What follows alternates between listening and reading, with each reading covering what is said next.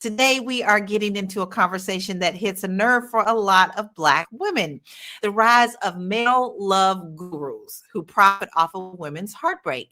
These men promise clarity, confidence, and healing, but many of them are selling fantasies while living the exact opposite in their real lives. They know exactly what type of men women should avoid because they are often those men. Yet they still build businesses teaching women how to avoid the same behaviors they refuse to change in themselves. So today we're asking, why is this industry so profitable? Black women are the main target of this, and what healthy guidance actually looks like. Because healing should empower, not drain your pockets or keep you stuck. So, but Tiara, why do you think that Black women are the biggest audiences for these coaches when clearly all three of us here are like, what? So why do you think that they get us the most?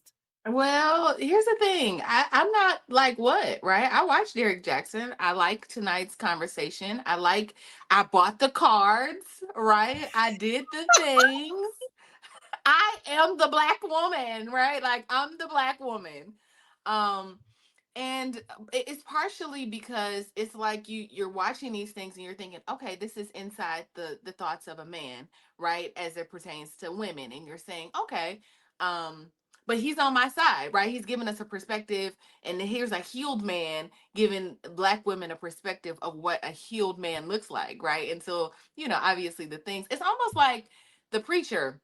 And it's even when I think about this, like in the video, he's saying he didn't stand on business and all of that, and I'm thinking, I mean, sometimes pastors don't stand on business, right? But there's still a good kind of like word in there. If you can extract like the pandering from the word, sometimes it can work, right? So I'm always looking for that. They realize that there's an audience in division on social media. So if I could be the alternative to the manosphere, and I can say to women, hey, it's not you, it's them. You are doing everything right. The men are doing. He got a built-in audience. It's like Tiara made a great comparison to the church, right? Where if you look around, especially churches, black churches, majority of women are in there. Their spirits are being fed to a certain degree what they want to hear, right? And so it's the same pulpit pimp. Not every pulpit is a pimp, so don't be coming at me sideways and crazy. Some pulpits are good and helpful and useful, but some of them be pimping, and it's okay for us to say that.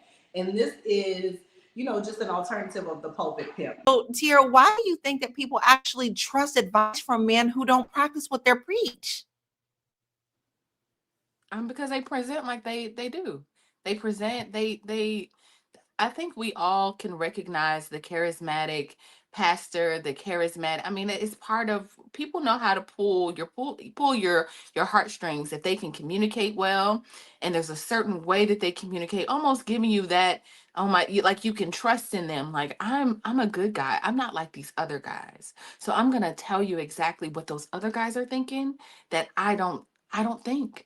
I'm here for you, right? So it's that whole thing. You're like, yeah, he's different.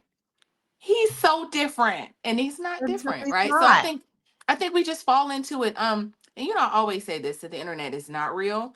So sometimes it's hard to know what's real and fake, but I think we fall for it a lot of times, where people are just creating these caricatures, or these or just being actors and creating these brands, but being nothing like what they are on the internet in real life. They just, I mean, this is what it is, right? But Mama, what makes this advice actually feel so addictive for so many people?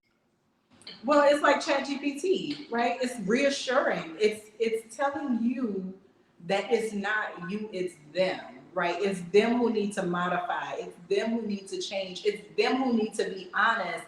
He needs to love you the way that you need and want to be loved. And who don't want to hear that, right?